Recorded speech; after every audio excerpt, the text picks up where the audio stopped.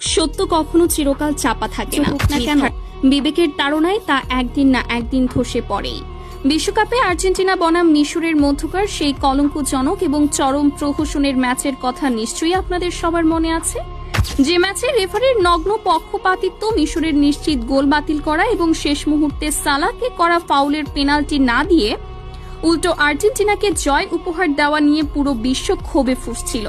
সেই চরম অবিচারের পর সবাই যখন রেফারির মুন্ডুপাত করছিল, তখন পর্দার পেছনের আসল সত্যটি ছিল সবারই অজানা।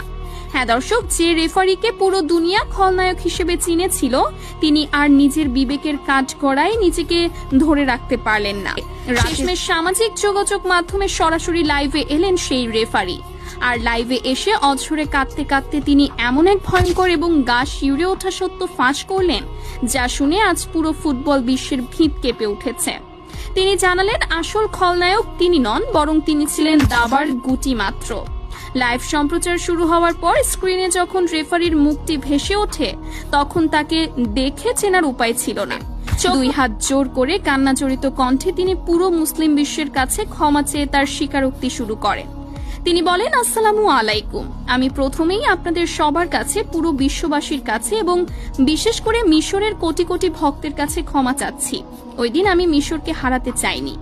সালাহ বা মিশরের কোনো খেলোয়াড়ের প্রতি আমার ব্যক্তিগত কোনো আক্রোশ ছিল না, কিন্তু আমি ছিলাম অসহায়। আমাকে ওপর থেকে কঠোর নির্দেশ দেওয়া ছিল যে যেভাবেই হোক আর্জেন্টিনাকে জেতাতে হবে এবং মিশরকে হারিয়ে টুর্নামেন্ট থেকে বিদায় করতে হবে। তিনি কাঁদতে কাঁদতেই বলতে থাকেন কিভাবে ফুটবলের এই বিশ্ব মঞ্চকে একটি বাণিজ্যিক নাট্য মঞ্চে পরিণত করা হয়েছে। তিনি ফাঁস করেন যে ম্যাচের আগেই তার কাছে কর্তৃপক্ষের উচ্চ পদস্থ কর্মকর্তাদের কাছ থেকে কড়া বার্তা এসেছিল।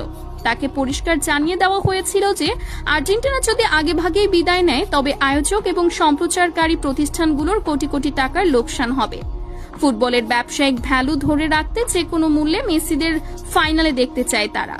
রেফারি তার লাইভে অত্যন্ত আক্ষেপের সাথে বলেন, আমাকে হুমকি দেওয়া হয়েছিল যে আমি যদি তাদের নির্দেশ অমান্য করি এবং নিরপেক্ষ বাঁশি বাজাই, তবে আমার ক্যারিয়ার তো শেষ হবেই, এমনকি আমার পরিবারের এবং আমার নিজের জীবনের নিরাপত্তাও হুমকির মুখে পড়বে।